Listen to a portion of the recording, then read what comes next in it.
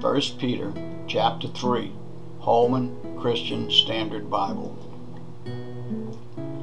In the same way, wives, submit yourselves to your own husbands, so that even if some disobey the Christian message, they may be won over without a message by the way their wives live, when they observe your pure, reverent lives.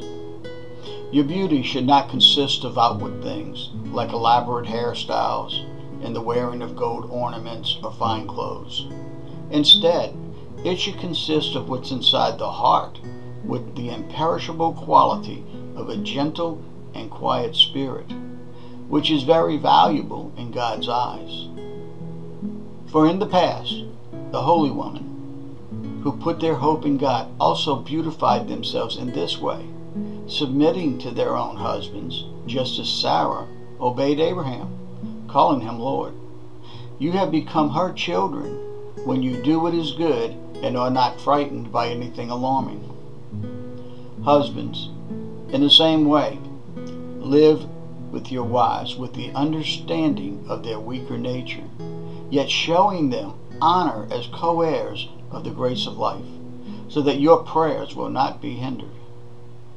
Now finally, all of you should be like-minded and sympathetic, should love believers, should be compassionate and humble, not paying back evil for evil or insult for insult, but, on the contrary, giving a blessing, since you were called for this, so that you can inherit a blessing. For the one who wants to love life and to see good days must keep his tongue from evil and his lips from speaking deceit.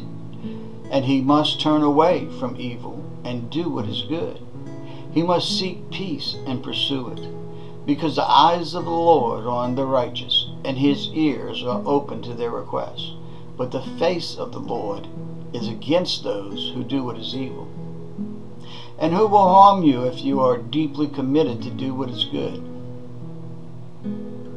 Even if you should suffer for righteousness, you are blessed.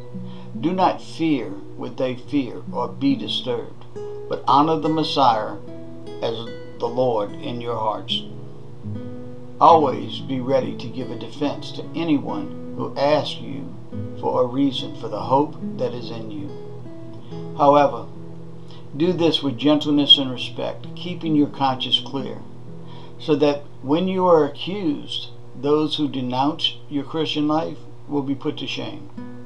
For it is better to suffer for doing good, if that should be God's will, than for doing evil.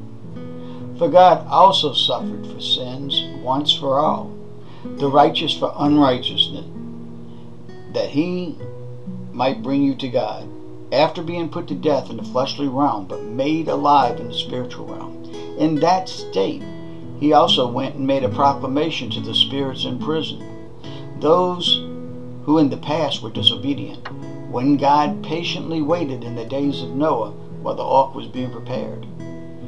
In it, a few, that is 8 people, were saved through water.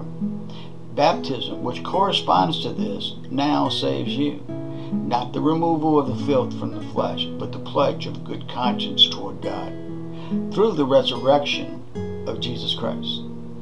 Now that he has gone into heaven, he is at God's right hand with angels, authorities, and powers subject to him. If you are on Facebook, please click like. If you are on YouTube, please subscribe to my channel.